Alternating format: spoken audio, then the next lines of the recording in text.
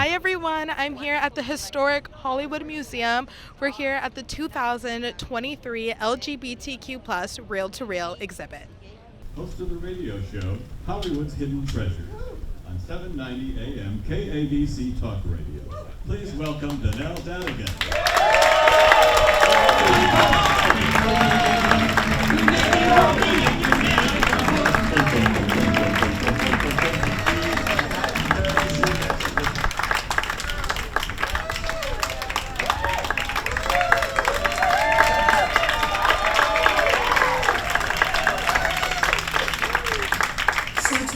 It's all going to be about 6 degrees of separation. But interestingly enough, in Hollywood, it's only 2 degrees. And I'll first start off by saying, I hope you noticed Reverend Peter's shoes. We shopped together.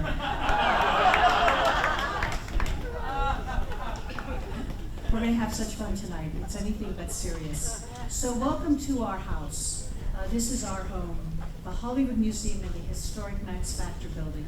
You know, years ago when I thought about this and I look out and I see so many friendly faces, this is wonderful. I just want to interrupt myself to say hi. Hey, Connor. Hey, Aaron. I mean, it's amazing. In any event, I was going to say, I knew I was going to bring people together because it's all about creating families. When we work, we have a family that we don't necessarily choose. In our blood family, we certainly don't get to choose. But here at the Hollywood Museum, you do get to choose it, and I'm so happy you are all part of our family. So before we get started, please say hello to our voice of God, Steve Nickel-Mo. Steve?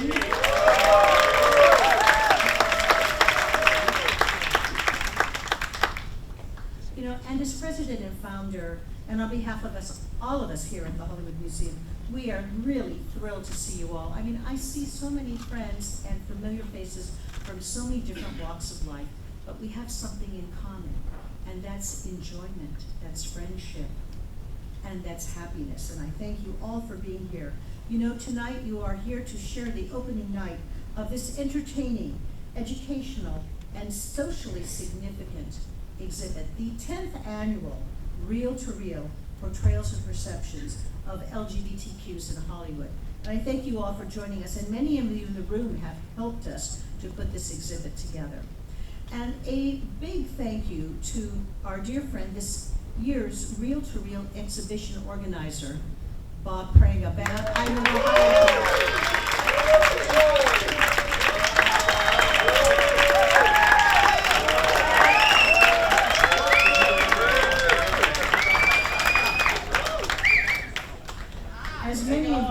you know him as Dr. Christmas, and every year Bob and his elves come to the Hollywood Museum and turn our museum into a winter wonderland for the Hollywood season.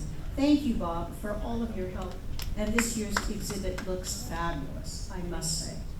So this exhibit represents the great example of the power of the team, the power of teamwork with our small but mighty Hollywood Museum staff and family.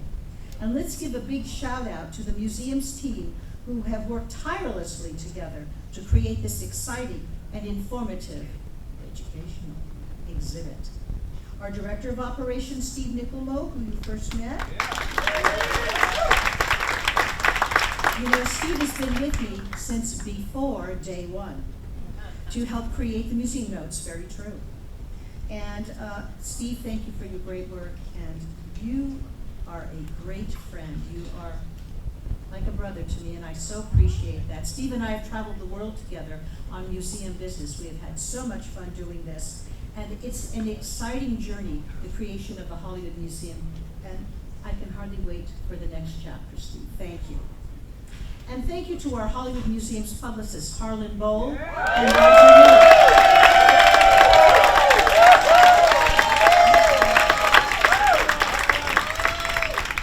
Roger Neal and Harlan Bowl. Thank you both for all you do. You guys are all amazing. And again, thank you to Steve and Bob for giving your all to make this reel-to-reel exhibit absolutely fabulous. And thank you to Harlan and Roger for giving your all to make this year's reel-to-reel opening night and red carpet such a success. Thank you guys. As many of you know, the Hollywood Museum is a nonprofit. We are a small family, full of dedication and passion. And we rely on the generosity of our museum friends and supporters. So thank you all for your support. And this year's reel-to-reel exhibit showcases more than 100 plus years of LGBTQ+ history in the entertainment industry, with approximately 200 pieces of memorabilia on display. Thank you to the more than 80 contributors who have graciously loaned their iconic memorabilia to this year's educational, entertaining, and informative retrospective of LGBTQ+ costumes, props, images, and so much more. Together, they tell the story of the milestones and influence that LGBTQ+ characters and their storylines have and have had in Hollywood, from earlier stereotypes to modern day representations as seen on stage, in film, on network and cable television, and digital platforms. Tonight, we are joined by many celebrity friends in support of our 10th year presenting this exciting educational and entertaining exhibit, Reel to Reel, Perceptions and Portrayals of LGBTQ+ in Hollywood. May I ask that you please hold your applause until everyone is introduced. And this is a tradition that started umpteen decades ago with our Hollywood's honorary mayor, Johnny Grant, that we introduce all the VIPs and celebrities in the room, and it kind of lines up to being almost everyone. But that's what Hollywood's all about. So first off, we have Adam Epstein, CNN, and the nationally syndicated Adam Epstein radio show. The award-winning composer, Alan Rich. I see you, Alan. Right there. All right. And District Director of the Los Angeles Councilmember CD13, Hugo Soto Martinez. We look forward to hearing from Alejandra momentarily. Please welcome Alejandra Marroquin. And Alice Amter from The Big Bang Theory. Allison Arngrim, Nasty Nellie from Little House on the Prairie. Where's my Allison? Oh, how funny. There you are. Hey, how are you? And of course, we have Allison Van Noir, producer of After Forever, Anson Williams from Happy Days, and his lovely bride, Sharon. Baitzar Tomasian, District Director, California Senator Maria Elena Durazo, and we look forward to hearing from Baitzar momentarily. And Blake Jenner from What If, Carolyn Hennessy, the award-winning actress from General Hospital and True Blood, Colin Freeman, composer, conductor, and recently music director and conductor for the Little Mermaid tour. And oh, by the way, can I say it? He's married to Lorna Loft. Fabulous! And Connor Dean from 9/11. David Rambo, producer and director of CSI Las Vegas and Holland Taylor's and Richards on Broadway. Dee Wallace from E.T., The Extraterrestrial, and Cujo. Welcome, Dee. And Diane Robin from RoboCop and the digital series Strange Therapy. Dixie Longate, everyone's favorite Tupperware lady and drag performer. Welcome. Erin Murphy, the adorable Tabitha from Bewitched. Hi, everyone. And Fiona Ma, our California State Treasurer. And oh, by the way, Fiona is a member of SAG-AFTRA, and we look forward to hearing from Fiona momentarily. I know she's just stepped out, but she'll be right back. And Jeffrey Mark, a best-selling author, and Jeffrey, I see you, yes. And Ingenue, nightclub hostess and drag performer.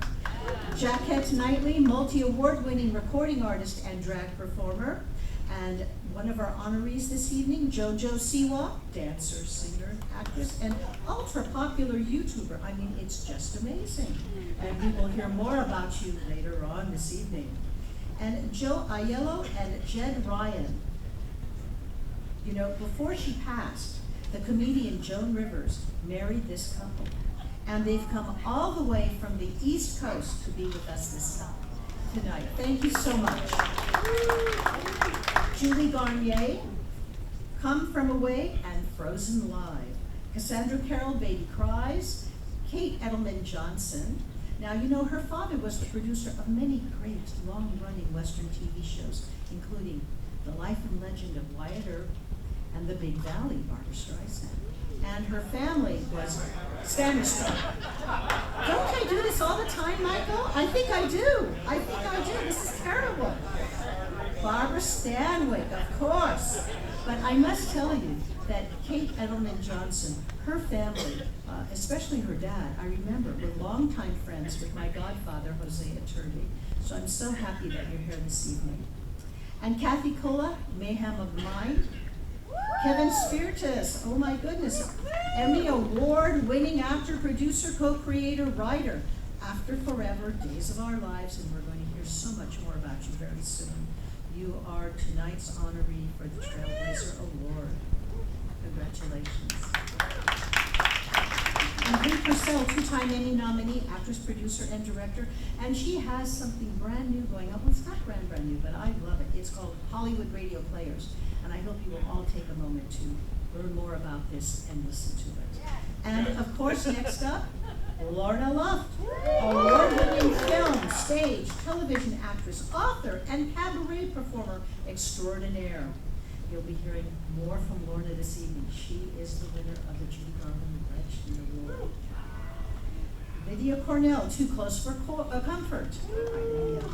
And Mary Kennedy, the comedian.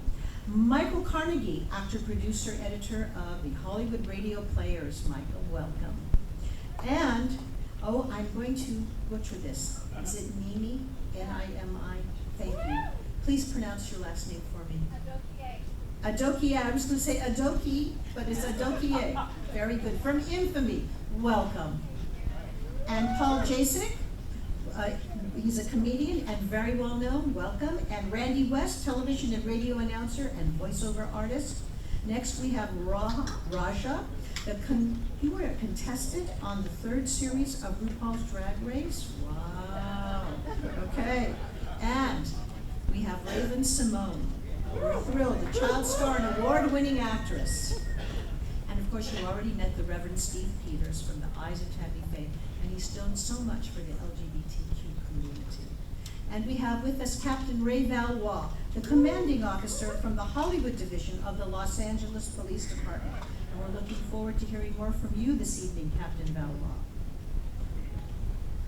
And we have Rico Anderson, Truth Be Told, and Rico is currently up for a Primetime Emmy consideration in the category of Guest Actor in the drama series for his role as Daniel DeLee in FBI International.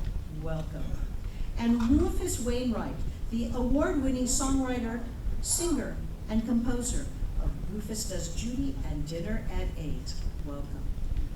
And of course, we have Miss Ruta Lee, from Seven Brides for Seven Brothers, witness for the prosecution, co-host of the High Rollers game show, and she is the chair emeritus, but she still runs it, of the well-known Hollywood charity, the Thalians. I hope you will all join and help support this wonderful cause.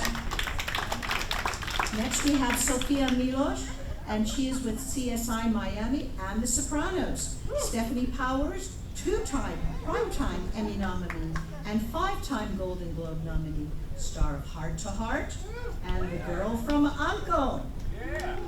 Steve Bushnoff from Oz and Life Interrupted, Suzanne Senes, Sex, Marriage, and Infidelity. That sounds kind of exciting. And Thompson Gordon from Dynasty, we spoke earlier this evening. And Tracy Weezer from The Neighbors, Tyrone DeBose from Unsung, and he is an R&B historian. Woo! Vanessa Angel from Johnny and Clyde, Victoria Savage from Power Rangers. So thank you all for joining us this evening. Okay, now you can all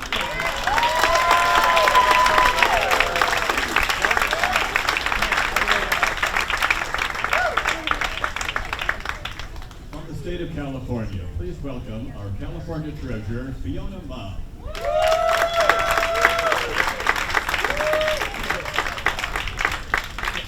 Thank you very much. It's my honor to be here. as Dee Dee said, I have a SAG card, so I've been a SAG member since 2007, but I have never earned a cent. But I have paid my dues religiously since 2007. And we need to support our fellow writers, our actors, everyone who is producing all the content that is changing the shape of how we look at the world, okay? Climate change is real, as we all know. And without all of the people who are promoting and showing, you know, whether it's,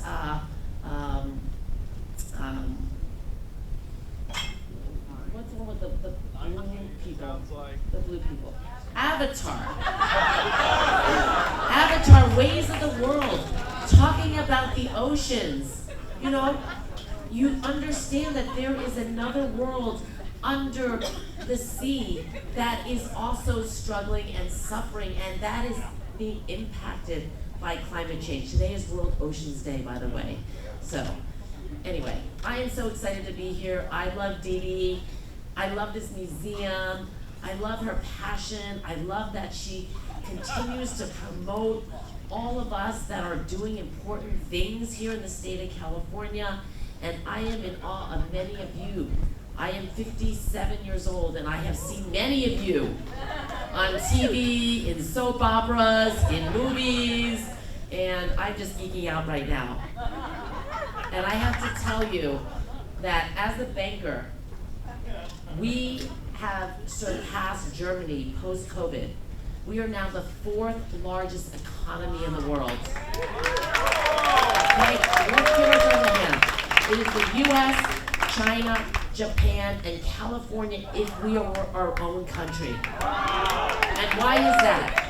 Because of all of us, our great diversity, our spirit, our entrepreneurial, can-do attitude.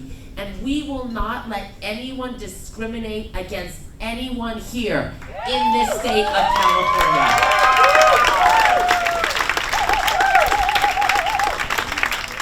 So happy Pride, everyone. Let's celebrate each other. Let's love each other. Let's lift each other up. And I just thank you for making California the golden state that it is. Thank you. I have a certificate for Dee Dee. Dee Dee.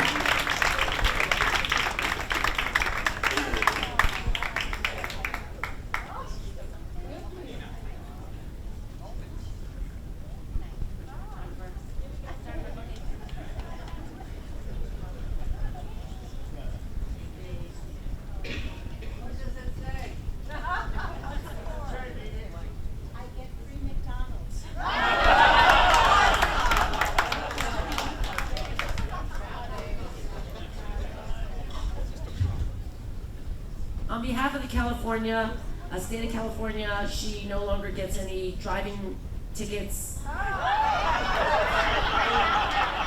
She will get free McDonald's. And I will do whatever I can to get her as much tax refunds as possible.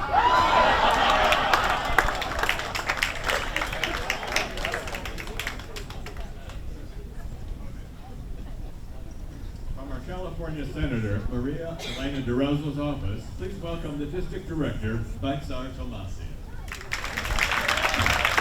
Good evening, Hollywood.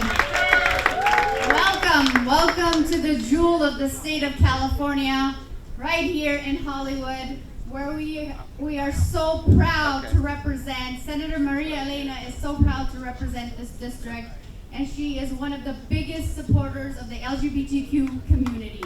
We have come a long way, but we are here to tell you that we stand behind you, we support you, we love you, we thank you for the entertainment, what you do for us, what you bring to our lives, the joy, the fun, the entertainment. And on behalf of the Senator, I would like to present this certificate to Ms. Donnell for really keeping this museum alive. The Max Factor Museum that has been a historic site here in Hollywood for decades. Thank you for preserving this historic site. Thank you for having these incredible events and for bringing us all together to celebrate Hollywood.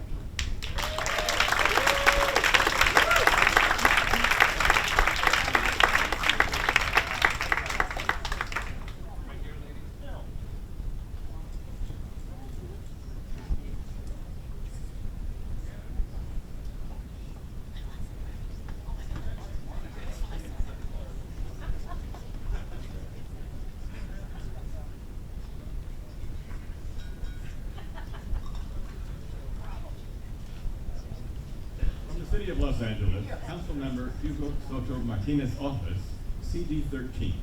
Here in Hollywood, please welcome the District Director, Alejandra Marroquin. Hey, good evening, everyone. So, Alejandra Marroquin, representing Councilmember Hugo Soto Martinez's office. We are a brand new office. Councilmember was elected last November, so he was unable to be here today and asked me to attend on his behalf. But really, I just signed myself up anyway. I knew I had to be here and see you all. I'm totally geeking out, as was mentioned earlier, but we definitely wanted to be here and represent you all. So thank you, Donnell, you are amazing, and thank you to the Hollywood Museum for inviting the council member and ourselves. So the council member couldn't be here, but I knew that we had to take this opportunity to be here and represent you all, and thank you all. We get to celebrate that it was in this district that one of the first LGBTQIA protests was held in 1967 at the Black Cat over in Silver Lake. And it's also the birthplace of the first Pride Parade held in 1970. So it is fitting that we are celebrating here today in Hollywood. We are facing some challenges like hatred, discrimination, and bigotry that we thought were in the past, but we have to take lessons from the past to lead us into the future. As the LGBTQ community, and especially the trans community, are under attack across the country and here in LA, I want to channel the spirit of our grassroots organizations who established Hollywood as a center for equal rights. We get to learn from them and stand up for our values and build a more just world for our children and future generations. And we get to be bold like them by being militant and building coalitions with like-minded people and lead with love and never, never stop fighting. I want to give a shout out again. Thank you. I appreciate it. Donnell, I have a certificate for you. I forgot it in the car. But I'm going to come back, I promise. We'll do this all over again. Thank you.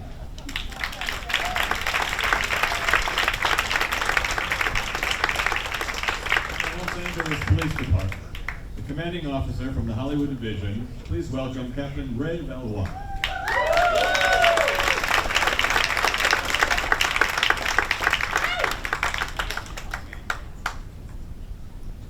Well, Dee Dee, first off, I hope you got $40 to any tickets from Hollywood.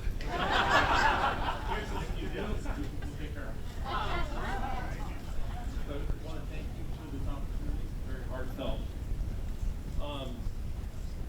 I realize it might be very unusual to have a police officer come speak at this type of event. Lessons from a pro. It's probably unusual to have a police officer come to this type of event. But, however, it's very important that we share our thoughts, we share our perspectives in order to come together as a community that values each and every individual for that individual's characteristics. That way we can come and have a collective diversity of the community as a whole. I've been a cop now for, I'm almost afraid to say, close to 44 years. It's been a very, very long time. During that time, I've been asked a question a couple of times during that time. The question is, how do police officers find the courage to face dangerous situations? When you have to face a bank robber, someone coming out of a store who's armed, you never know. How do they find the bravery to run towards danger and not away from it? Well, these decisions are often made in a very split second without the time to think about the personal consequences or the impending danger. But what I'd like to talk about is true courage and bravery. True courage and bravery is actually making a decision after having years to think about the consequences of that decision. Real courage is being true to yourself despite the potential severe consequences. Being courageous is deciding to be true to who you are, knowing that you may lose the love and support of parents, brothers, sisters, and friends. Courage is expressing your identity, knowing full well that there are ill-informed and closed-minded members of society that are simply not willing to accept others who are different. May this be out of ignorance or bias or some other reason. Worse yet, there are those in our society that choose to use violence and hate against those that they don't understand and are unwilling to try and understand. True courage and bravery is struggling against all of the ugliness while being true to yourself, your identity, and who you are.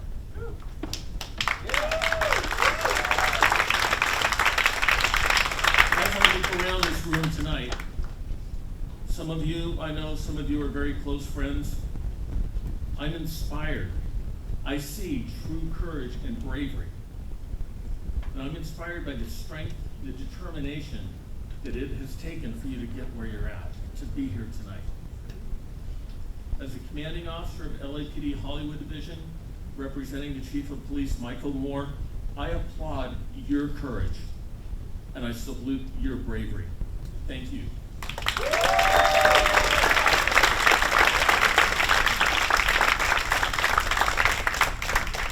Now, tonight's awards celebrate the creativity and accomplishments of the courageous and the brave in the entertainment industry. But more than that, it celebrates and honors the entire LGBTQ+ community and the many, many contributions it has made. By providing entertainment that is thought-provoking, entertainment that makes us laugh, and at times makes us cry, the world is enriched. It is definitely a better place. The LGBTQ+ community has, time and again, over and over, shown the world the true value of diversity and is living proof that a diverse world is a better place, and it is a better place because of people in this room.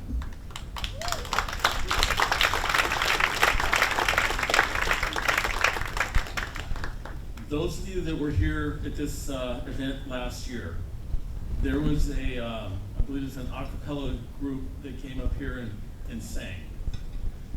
They had written a song, and I believe the title of that song was just A Little More Love. Now, if there was a little more love in this world, I would be out of a job. My God, I wish I was out of a job. So, we have Pride coming on Sunday, the Pride Parade, the second time here in Hollywood. As, again, the commanding officer of Hollywood Division, I'm proud to have it here, and we will do everything we absolutely possibly can to keep it safe. Everyone have a great time, and thank you.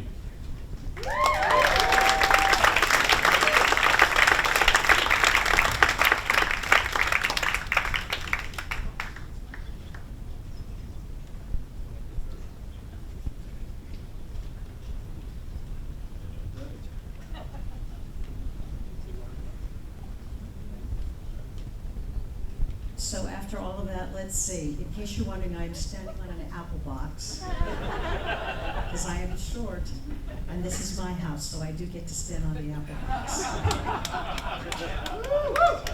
One of the few things that was left behind when we got the Max Factor building was this apple box. And actually, there was some equipment left up here on the 4th floor. This is where Max Factor used to manufacture all of his powder products, and it had a special perfume to it.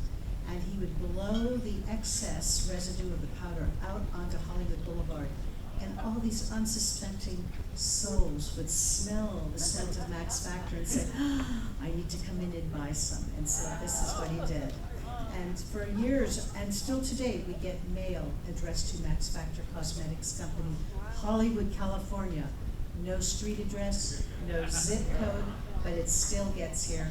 And when we open it up, it's always for an order of pan stick or pancake makeup with a check for $25 or $50. So we have to repackage it, send the check back, and every so often we do get some of those folks that have sent us letters like that when they come and visit it several years later. And they say, you know, I sent you this, but you sent it back and now I'm here. And they can pick out the makeup from all the historic makeup that there was. But you know, all the fun and games. Let's see, I get free McDonald's, I have tax breaks, let's see, I don't get a parking ticket, or no, is it, Is it a real ticket or just parking tickets or moving violation? Oh, we all heard it. It's whatever I want. But we're all laughing, but seriously, we have a wonderful sponsor this evening, and that is Bigo. So let me please give a special shout out and thank you to Bigo Live. Thank you so much for doing this and for believing in this exhibit and this cause.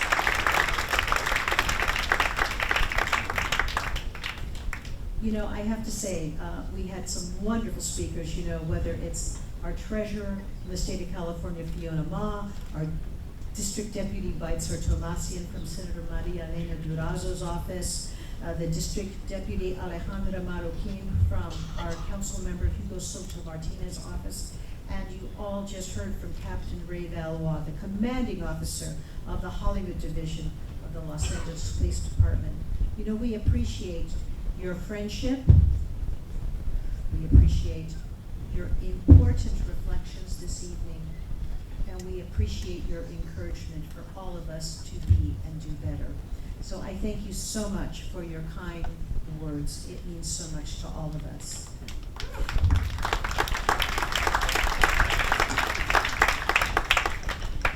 You know, you've all heard the expression 6 degrees of separation. We were kind of talking about this earlier, actually.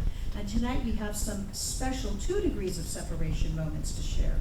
I told you about Reverend Steve Peters' shoes and mine. Well, last summer at dinner at the Barton G restaurant on La Cienega Boulevard with Ruta Lee and Frank Sheftel and myself, a young adult full of natural beauty, filled with positivity and a visible positive aura, even from across the room. Am I right for that? Yeah. She caught our eye. And then, as she bounced over to our table to say hello and say, "You've got a special look. You must be a real movie star.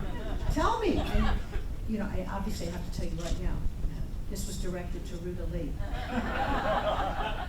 All this without actually seeing the front of Ruta. She saw her sort of kind of from the back, not head on, you know, and let's be honest, Ruta certainly does catch everyone's eye. If I'm not careful, Ruta will get up and leave right now. But, you know, it's Ruta's signature extravagant hats, you know, her beautiful flowing outfits, professional makeup, and lots of fabulous jewelry. Let's just put it out there. And after all of this wonderful question, in the same breath, we heard, "I'm JoJo Siwa." And wow, here we are this evening.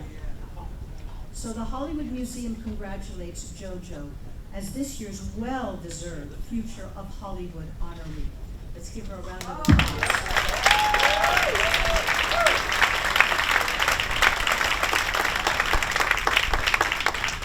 Presenting JoJo with the Future of Hollywood award is Raven, I'm gonna like make you turn it into French, but Raven-Symoné. Ah, tu sais, moi j'ai fait des études au lycée français il y a longtemps. D'accord, okay. In case you're all wondering, once upon a time I went to a French school. And even, so this is really great for me to have a chance to practice. Well, tonight we are honored to have with us a beloved member of the LGBTQ community and a beloved star. We all watched her grow up on TV. She has been a household name and a fan favorite for most of her life, commanding a strong Hollywood career as a multi-hyphenate actor, singer, producer, and director. She is currently starring, executive producing, and directing critically acclaimed Disney Channel series Raven's Home, which is about to air in its 6th season. Wow, 6 seasons, that's phenomenal. Congratulations. So Raven's talent, as we all know, additionally, she has a powerful vocal ability, and it led her to Broadway, where she headlined the hit musical Sister Act. While in New York, she also spent 5 seasons on the Emmy-winning ABC talk show, The View. Raven and her wife.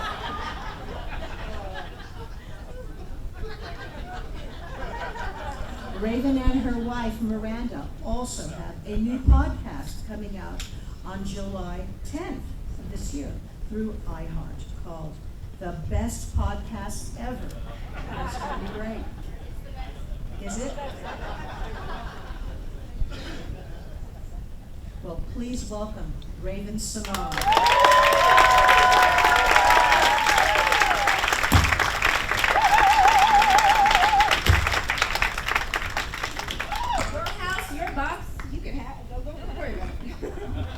I made it to 200 episodes as the same character, too.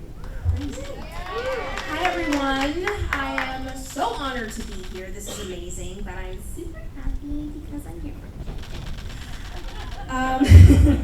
I'm here tonight to present this next award to a very special lady. Tonight's Future of Hollywood Award is being given to a member of the LBGTQ+. That's how LBGTQ community. Who burst onto the scene years ago. The courage she has shown by telling the world who she is inspiring. Her legions of fans globally love her. Her concert tours are sold out in the US and all over the world. We will never forget the history she has made by wanting and getting a same-sex dance partner on Dancing with the Stars. She was included in Time's annual list of 100 most influential people in the world in September 2020, and on Fast Company's Queer 50 list in 2021, and in 2022, she was a judge on So You Think You Can Dance. On September 9th, 2022, she was announced as the recipient of the Game Changer Award for Gay, Lesbian, and Straight Education Network for her anti-bullying advocacy efforts. She is an entrepreneur with her collection of jewelry and fashion accessories. My wife is wearing one now, babes. It says gay as JoJo. I love the hair, girl. Okay, anyway.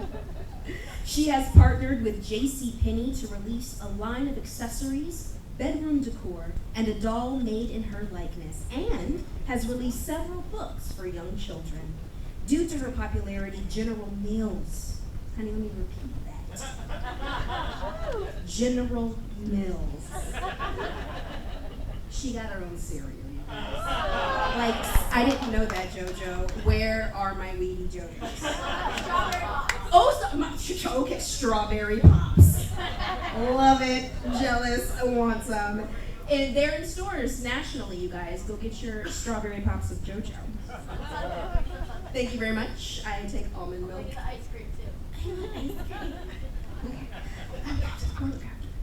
Her music has produced double platinum records and 2 gold records in her career. And like me, she has grown up in front of all of us. The sky is the limit for this future of Hollywood honoree. Let's take a quick look at JoJo Siwa.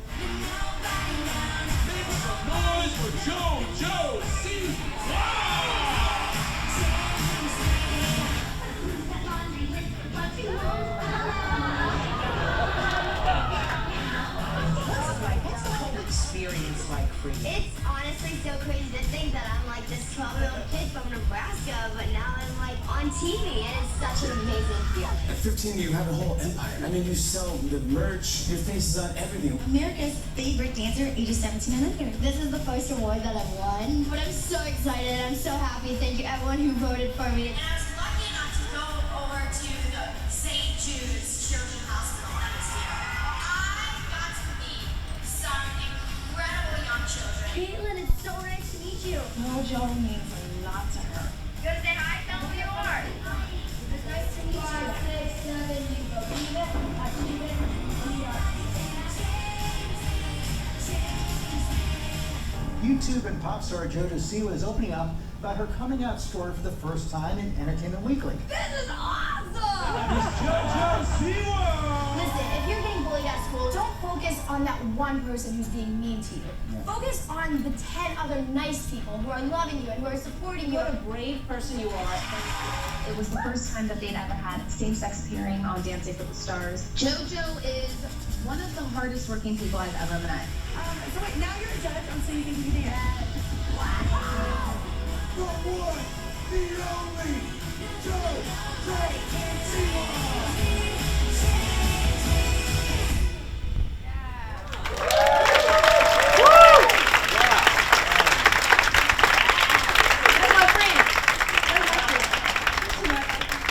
I am proud to present this year's Hollywood Museum Real to Real Future of Hollywood Award to JoJo Siwa. Come get it.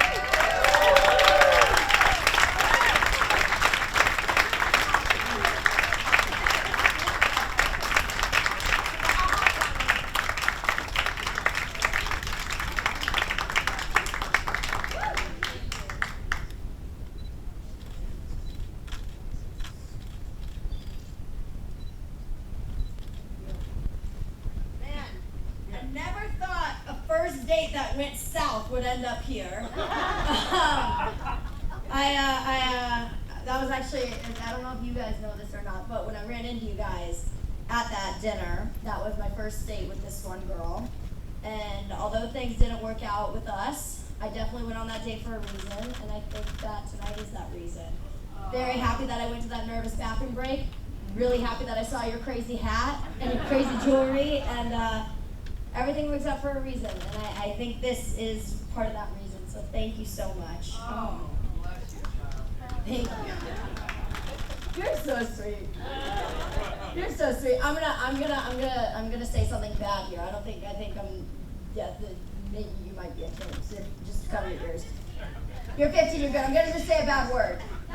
My favorite part of today so far is this, but my second favorite part is the first thing that you said to me. I walk in the room, and you know what she said to me? She goes, "You bitch!" It was because I was sparklier than she was. Is the only reason was. But I will never forget that moment. I really just want to say thank you to everyone in here for accepting me, not only for being who I am, but for accepting me into this world of Hollywood. Because this is, I'm gonna say this is the real Hollywood, and you all are a part of the real Hollywood. Now there's a game of influencers and numbers and views online and social media and streams and all these new fancy crazy terms, but this is real Hollywood. This is, you guys know what you are, you guys know what you created, and for me to be 20 and to be a part of this world as well, it means so much, and I hope to continue along this journey for forever. I love it in here. I love you guys. Everyone in here has been so sweet, so loving, so accepting. Thank you for being kind to me, and I'm gonna need you all to do me a favor in whenever this is done, because my mom is probably the only person that's more excited than me to be here tonight, because she was like, "When E.T.'s here, Nellie Olson's here." She is your number one fan. She is your number one fan. And she uses not you, I'm sure you're very sweet, but she uses your character as an example a lot. She'll tell me, she'll be like, "That person in your life is a Nellie Olson." It's a Nellie Olson. She tells me that all the time. But we're going to meet you, and I'm sure you're very, very sweet. Once again, thank you. I hope we have a really fun night. It's already been the best night for me. What? You are worthy no matter what. Thank you. You're worthy no matter what. Lower. Life is a very, very special thing, and we only get one. So make sure you do what you love what you do, love who you want to love, and enjoy it.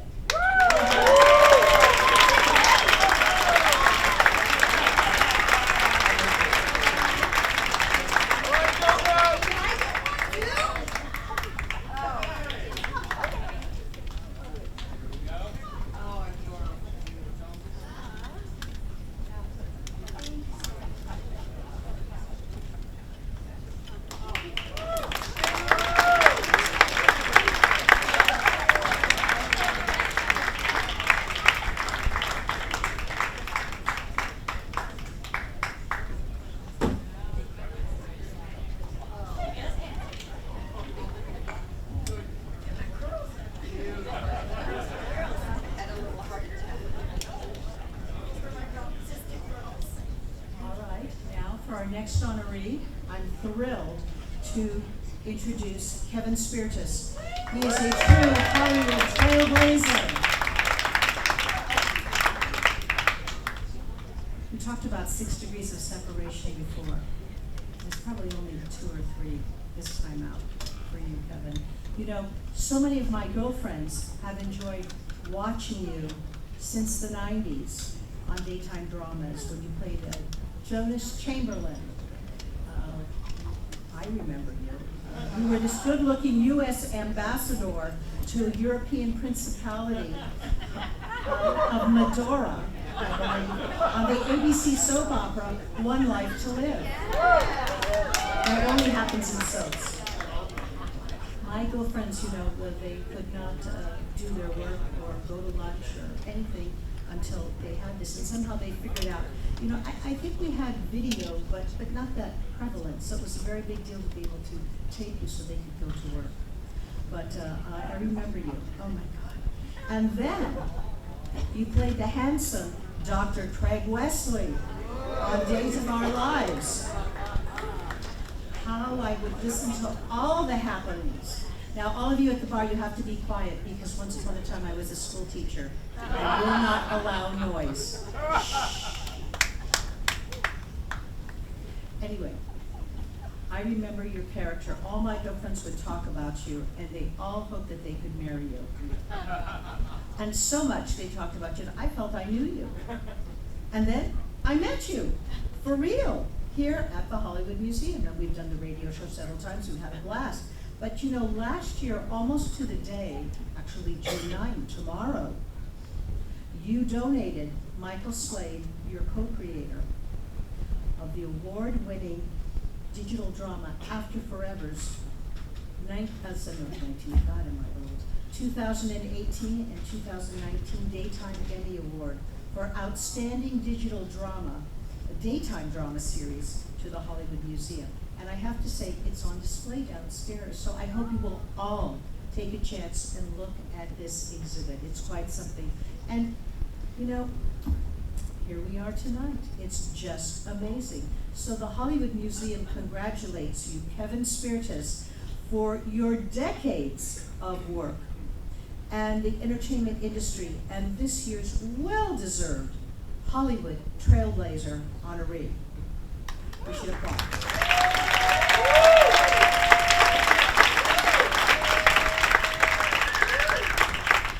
Presenting this year's Hollywood Trailblazer Award to Kevin is the scream queen herself, Dee Wallace.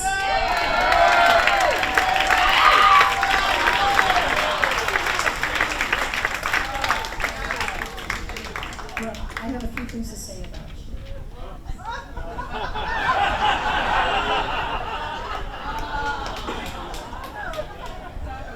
But don't go far.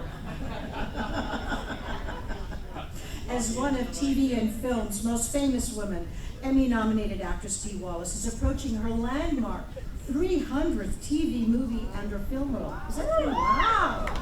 Wow! And Dee is currently up for a primetime Emmy consideration in the category of Guest Actress in a drama series category for her role of Emma in Fatal Attraction, now on Paramount+. Dee is internationally known for her 5 TV series and her film and TV movie credits, including Critters, The Howling, which we have the head downstairs in our Dungeon of Doom, Cujo, and the #1 blockbuster, E.T. the Extraterrestrial. Dee is also a best-selling author and an internationally respected authority for more than 30 years, it's impossible, on the art of self-creation. We should talk. Please welcome Ms. Dee Wallace.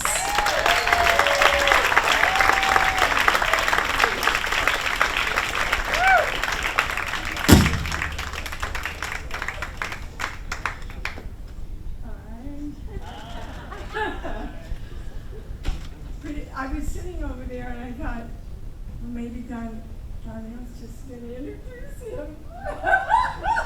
Because I have so much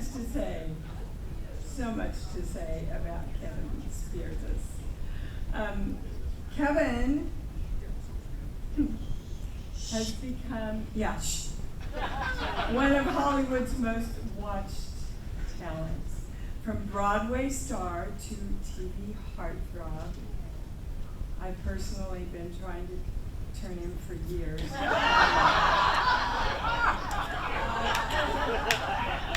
His multiple Emmy winners, he's got 4. Recent return as Dr. Craig Wesley on Days of Our Lives has secured him a 2023 Daytime Emmy nomination for Outstanding Guest Performance. Yeah, come on. In a daytime drama. Which, as you will hear tonight, has been in the making for some time. From his humble beginnings on Broadway at 18 in a chorus line, I thought I went early to New York and I was 27. For Hugh Jackman in The Boy from Oz as his standby. He went on to becoming a producer on Broadway with hits like Finian's Rainbow and Priscilla, Queen of the Desert. Yeah. As Kevin's success as a Broadway producer grew, his passion for acting never stopped. Even when the roles stopped coming, Kevin took the bull by the horns, shocker, and created a role for himself. In fact, he didn't just create a role for himself, he co-created, co-wrote, and co-executive produced an entire series, which of course, he started. Together with his collaborator, the late Michael Slade, the two created the groundbreaking, critically acclaimed, and 6-time Emmy award-winning digital series, After Forever. Yes, groundbreaking. It is groundbreaking.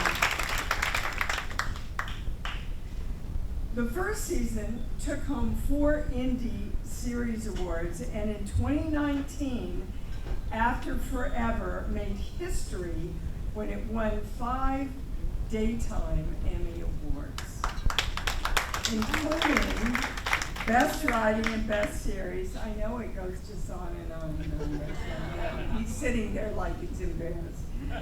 Making it the first LGBTQ themed drama to ever win 5 Emmys across any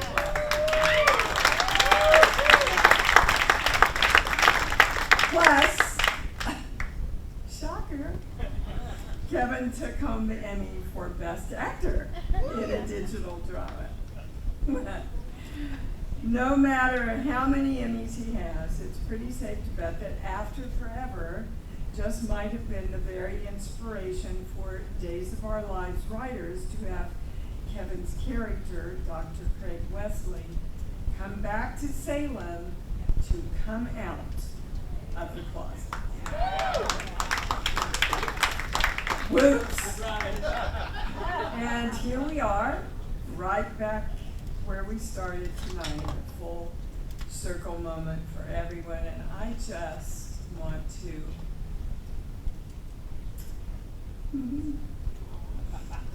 personally say, Kevin's heart and soul really does so embody the love that we all want to stand for. And the courage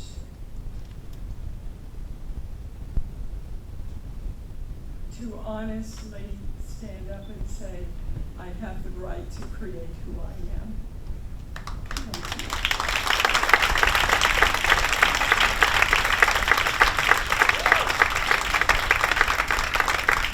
And now let's watch a clip of Kevin.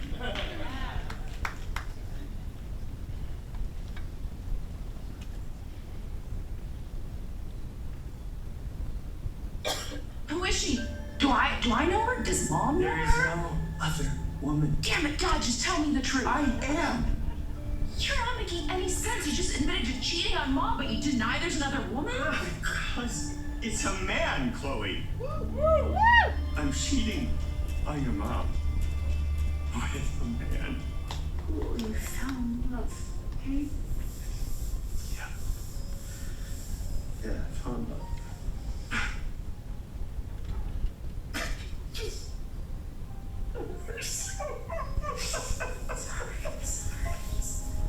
I love every inch of it. And a couple of us know exactly how many inches that is.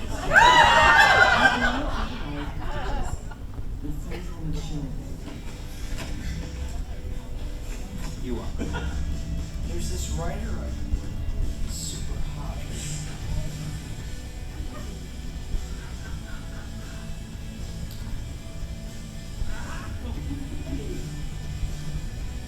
I don't know what it was.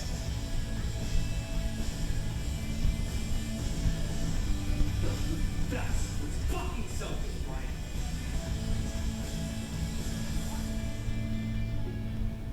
You're the best thing that has ever happened to me. I can't imagine living without you. You don't have to. I was discussing how you create loss via death with someone. And I asked you personally, and I know from my experience, not having married someone or lost an intimate relationship, but when someone dies, the relationship doesn't end. The love does not end. And it continues on. And that's sort of what we have after forever. Oh my gosh, sweet dreams are made of these. Okay. Thank you so much for this extraordinary acknowledgement. I want to accept it on behalf of the entire cast and crew of After Forever. Producer Allison Van Noir, you're a rock star. To my leading man in 2019, I can say to my leading man, Mitchell Anderson, who came back from retirement to do this role. You are an incredible actor. You're a great kisser. And your spirit moves me. You made me a better actor because of this. And I love you for this. And I want to share this with my writing partner, Michael Slade, who, this is a healing for me to work together with you, Michael. And I hope it is for you. And for anybody who is out there who has a dream and you're 56 or 7, that is the new beginning. Thank you very much.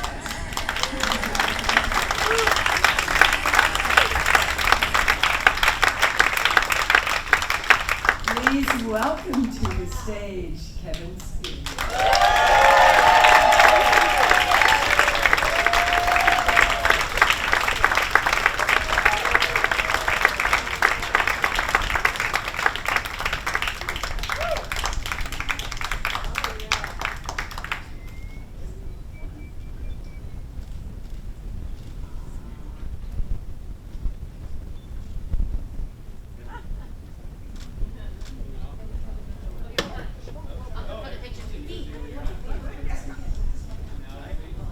It's a new car.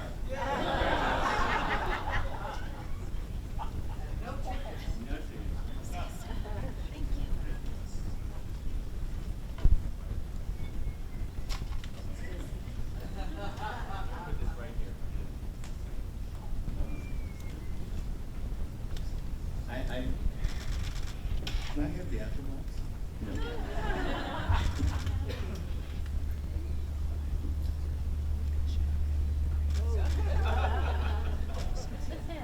I'll just stand over here and project.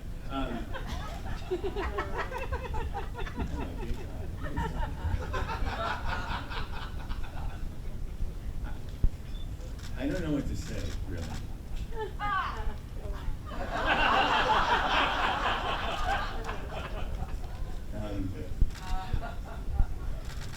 It's taken me a very long time to get here.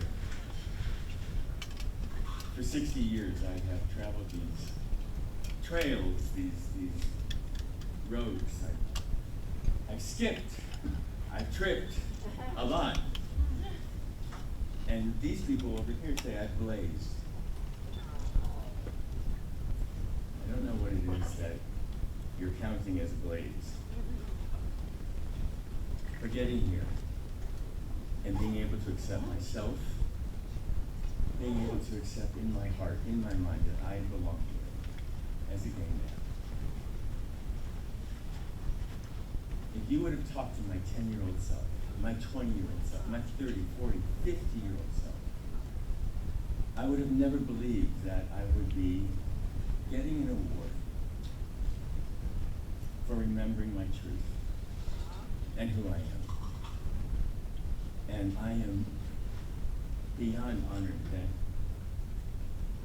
an award can be given to someone who takes the time to enjoy what they're doing, to bring love, to bring light, to bring joy to their work. When I do a role, I try to find some aspect of healing, some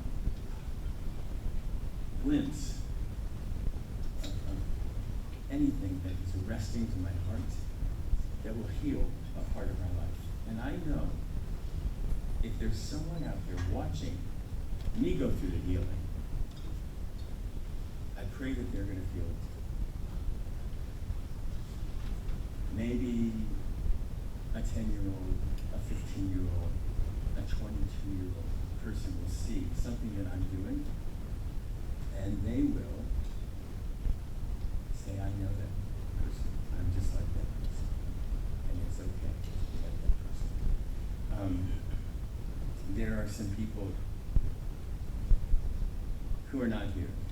I know all of you. So there's the 2 degrees. I'm really grateful. I'm so grateful that there are people in my life who steady me, who write me back to center.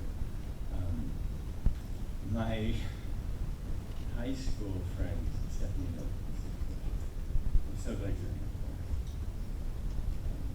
I've got friends all over the place here. Greg Davis. My friend Barbara Deutsch, who couldn't be here tonight. My very first gay thematic film, I said, would you read the script, please? Would you just read the script? I don't know if I should do it, you know, it's gay thematic, what about my career? She says, Kevin, what career? Do the goddamn movie.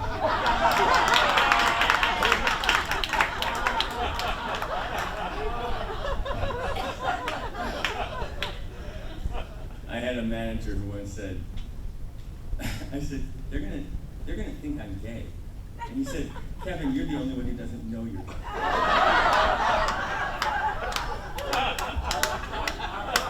I'm here all week, folks. Anyway, the truth be told, and I'll just wrap it up. Michael Slade, who I could have been on the moon June 1st, 2014, and Michael would have walked right by.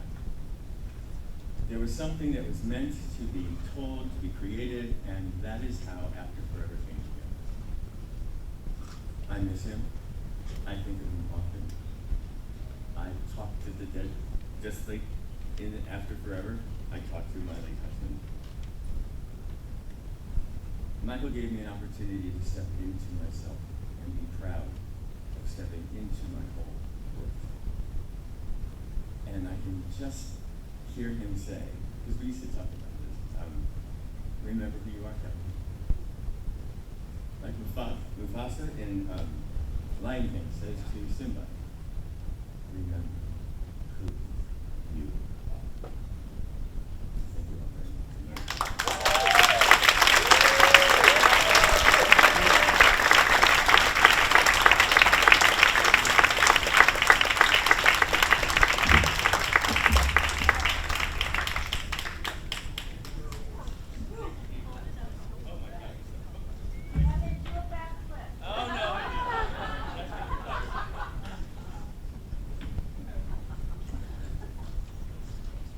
Our next honoree will be receiving the Judy Garland Legend Award.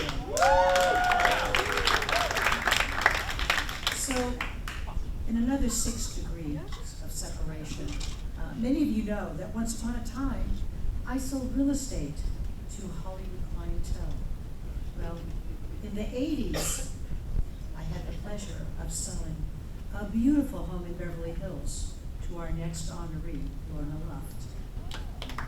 She was all of 11 years old, and I was too, and I'm sticking to this story. You know, Lorna, I have enjoyed following your career, I must say. And, you know, it's amazing, after all these years, here we are tonight. You know, Lorna, along with all of your friends here this evening, we salute you. You are the perfect embodiment for the Judy Garland Award, the Judy Garland Legacy Award. Congratulations.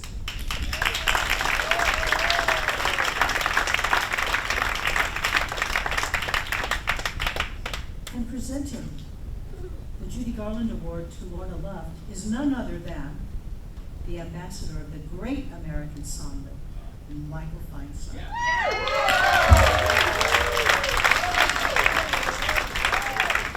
And please indulge me in another Hollywood 2 degrees of separation. Tonight, it's like old home night, isn't it, Kevin? It really is. It's kind of amazing. So Michael and I have gotten to know each other during these past few years while working on a wonderful project, a passion project for me. The recently released Sony Classical CD collector set of rediscovered and digitally remastered recordings. You can promotion.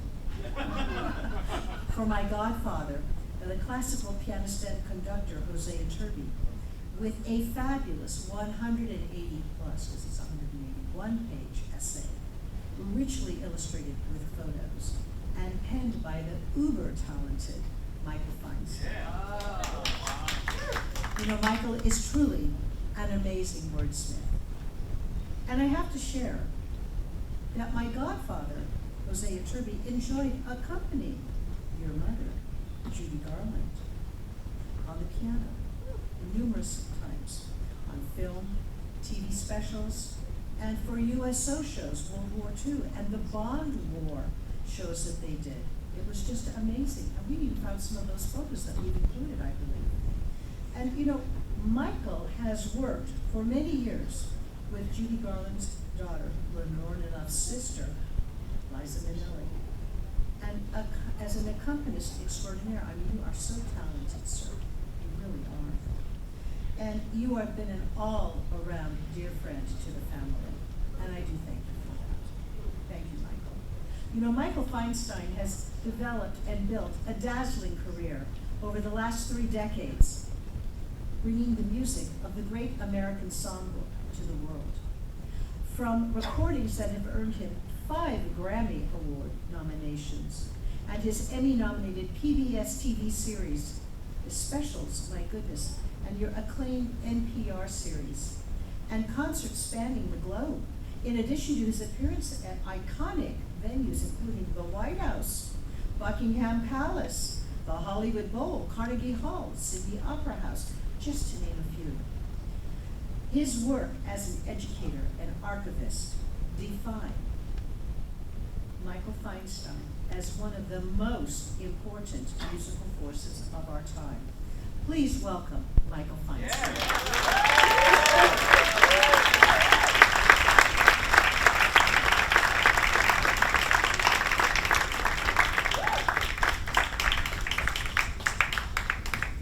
Wow, thank you. Thank you, Dana. It is wonderful to be with all of you. It's extraordinary to me feeling the energy of tonight, because I moved to Los Angeles 46 years ago, and the changes I've seen in Hollywood are unbelievable. To think that we are all gathered here for this event during Pride Month and have officials of the city of Los Angeles and the state of California supporting LGBTQ causes on a level that seemed impossible when I first came here. Even though it was certainly a time of liberation, it has changed so fundamentally.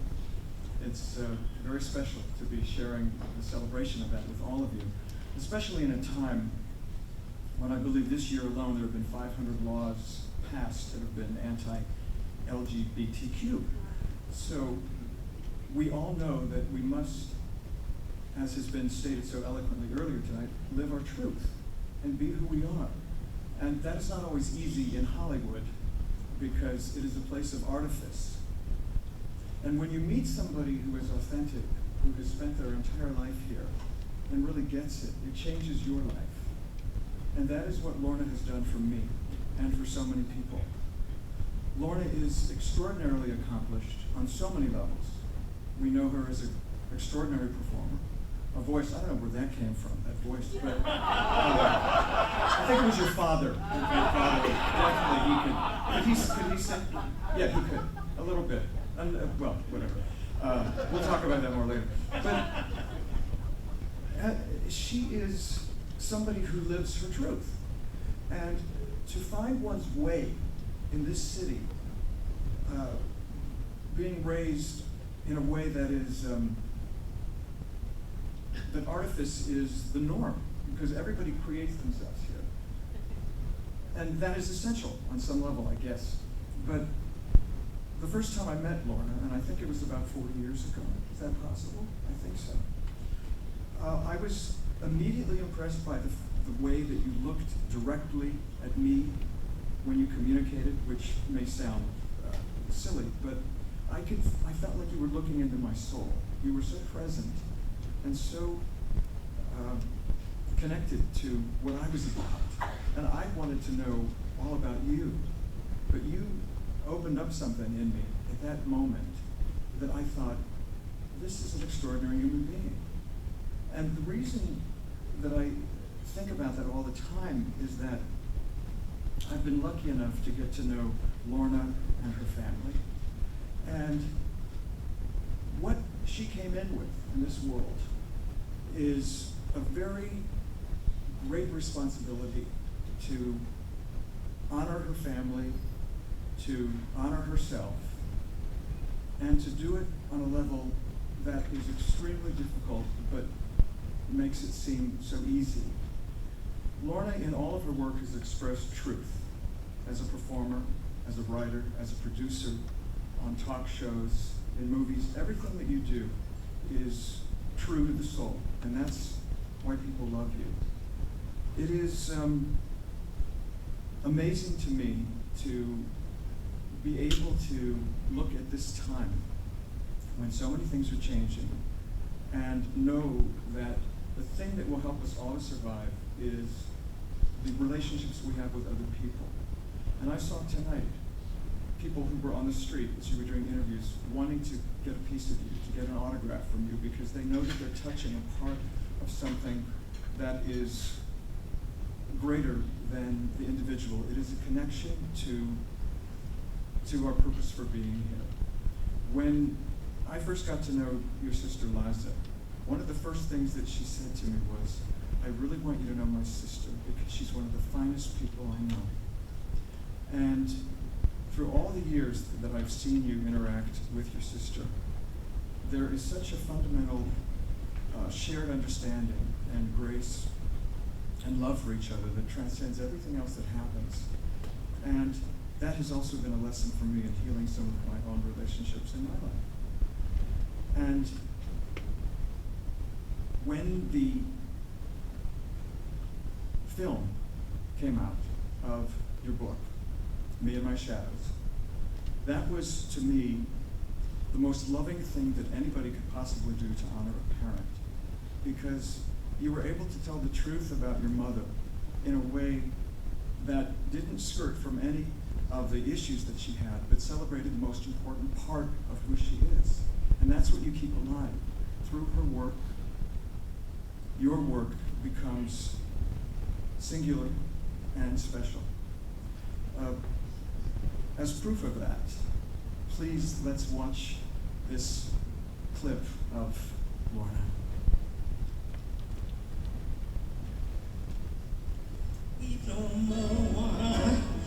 My lady, sing that song again for me. Sing old Black Joe, just as though you had me on your knee. Baby kisses I'll deliver if you will only play that Swanee River rockabye, your rockabye.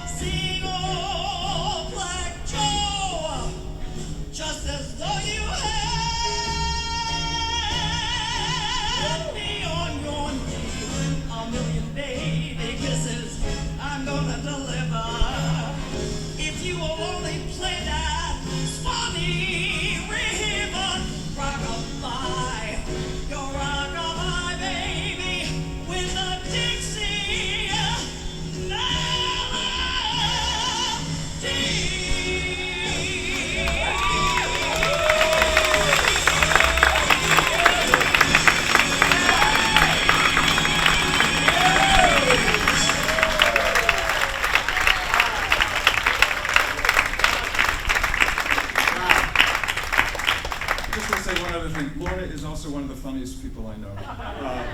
I don't know where you come up with some of the stuff that you said. When the movie with, well, I won't say her name, but her initials are Renee Zellweger.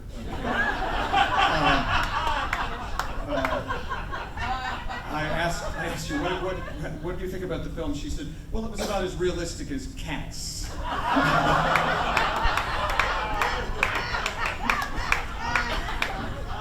And watching you interact with your sister is so funny because Liza was married to David Guest I won't say blessed memory, but anyway.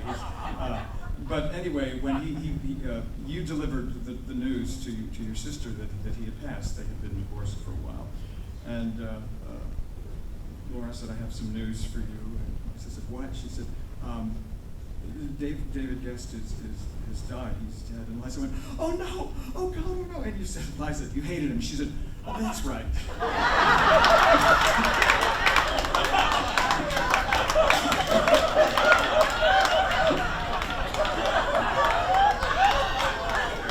That was a fabulous moment. Ladies and gentlemen, to accept the Judy Garland Legacy Award, the fabulous, the finest person I know, Lorna Luft!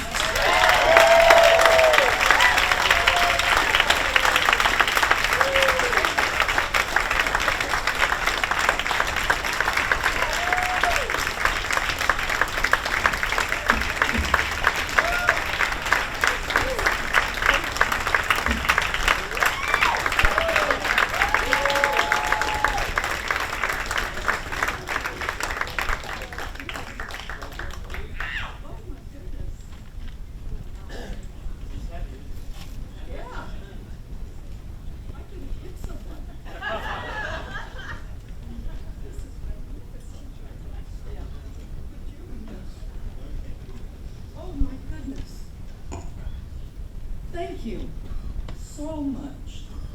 Thank you, Michael. Thank you very, very much. You are part of my family. And I cannot tell you, I want to thank the Hollywood Museum. I want to thank everyone who worked so hard on this event tonight, because it's so important that we keep Hollywood for the future.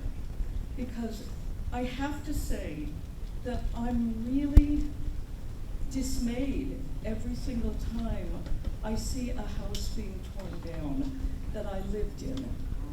And when I drive by and I say to my husband, never mind, because it's not there anymore. So it's so important that we treasure what this incredible, beautiful, wonderful community has done. So the next time, rise up and say, please don't tear it down. Please.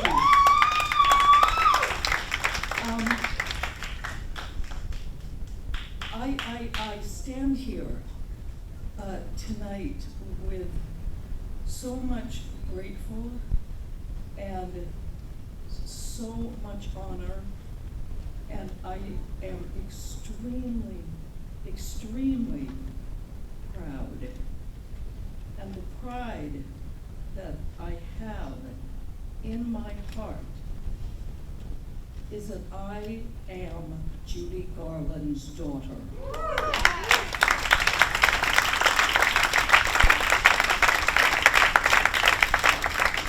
Now, my mother was an extraordinary force, and we all know about her endless talent and her brilliant sense of humor and her stunning wit.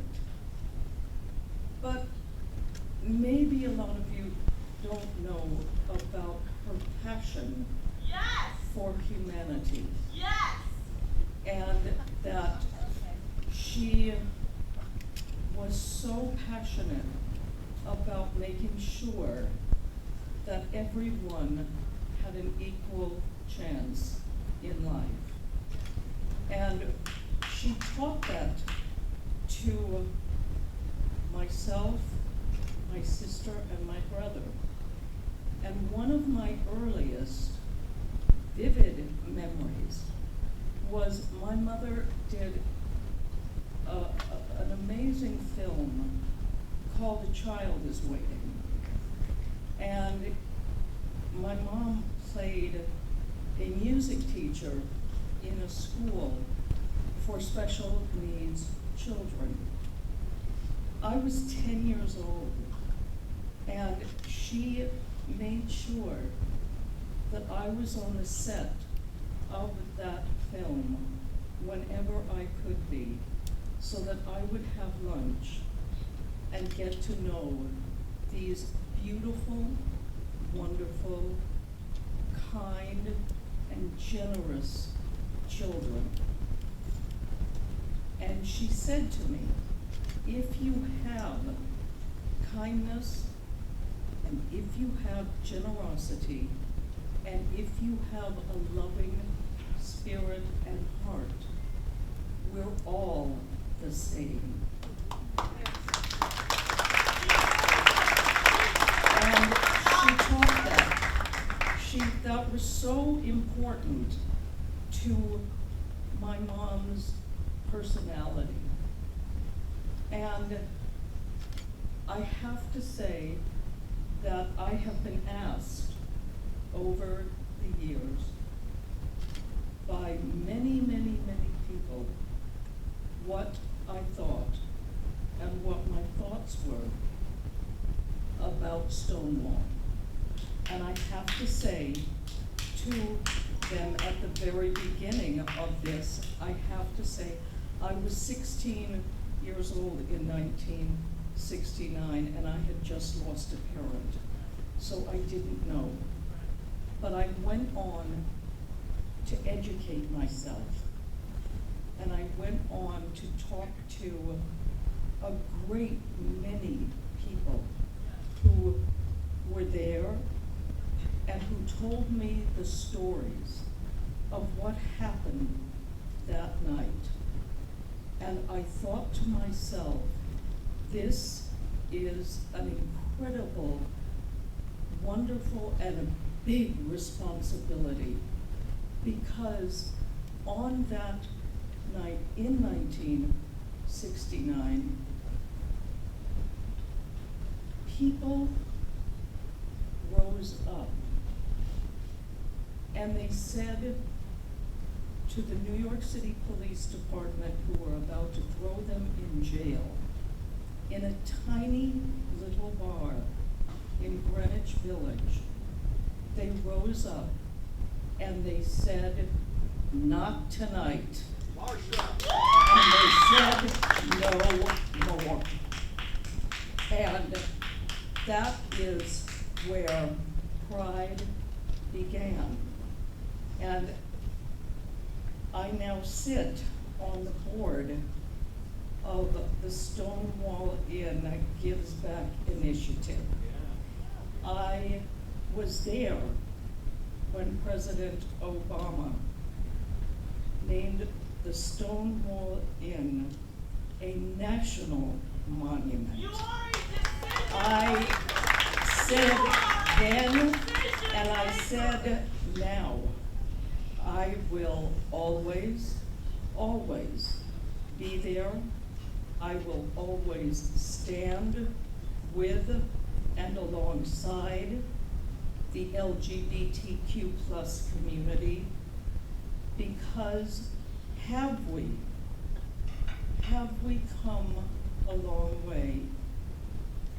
Yes and no. Yes, there's a gorgeous rainbow flag. Yes, there are pride parades all over the world, and I have been to all of them.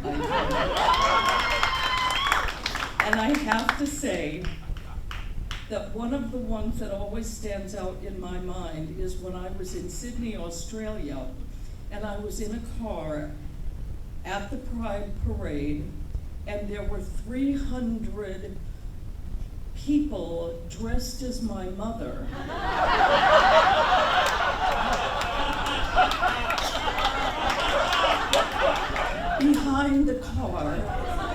they did get happy all the way down the parade route.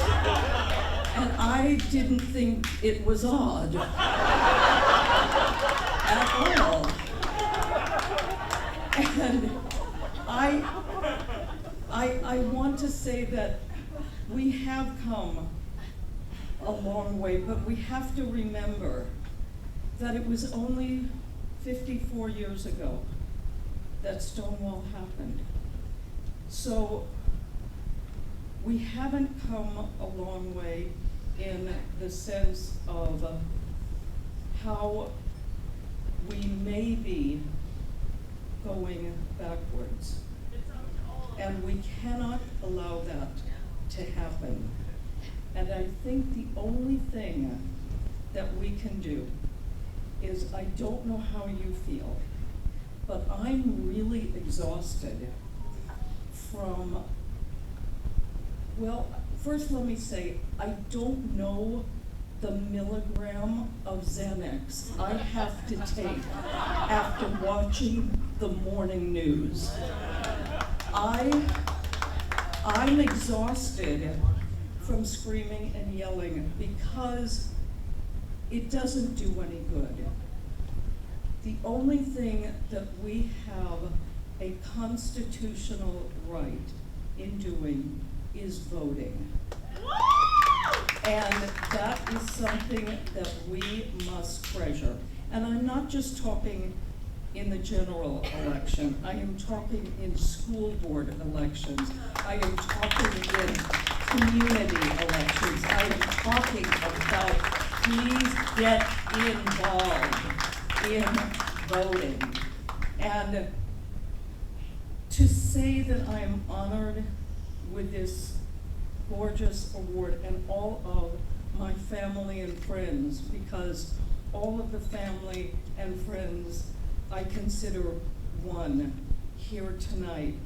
I have to say this, and I think that you will understand where this comes from. I have to say, I want to say thank you to every drag queen I have ever met in my life. You have taught me more about makeup and hair and fashion and what not to wear. I thank you from the bottom of my heart, and we must always, always remember the most dangerous thing about a drag queen is eyelash glue. All right? So I thank you from the bottom of my heart for this award. I thank you, Michael. I thank the Hollywood Museum. Thank you very, very much.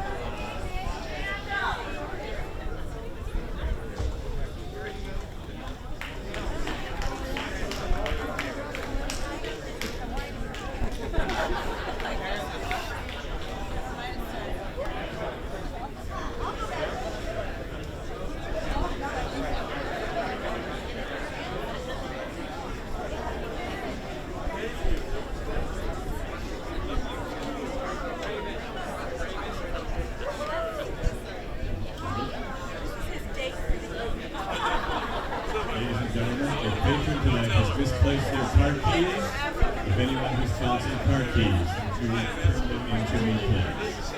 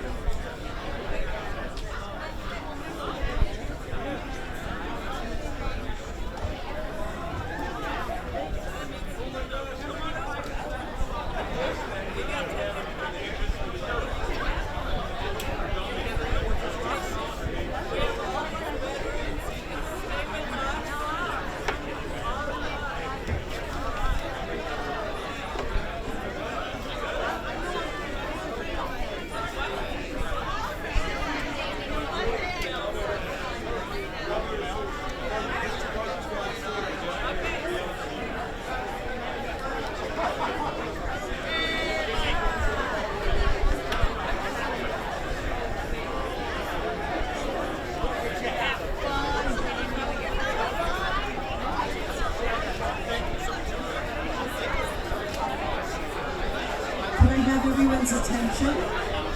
Hello?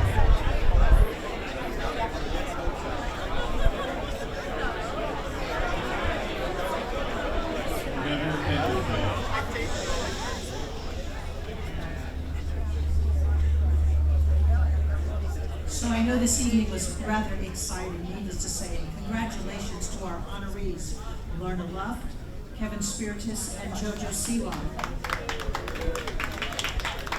You know, I was going to ask you to join me in another round of applause for our honorees. It's really extraordinary. Thank you so much.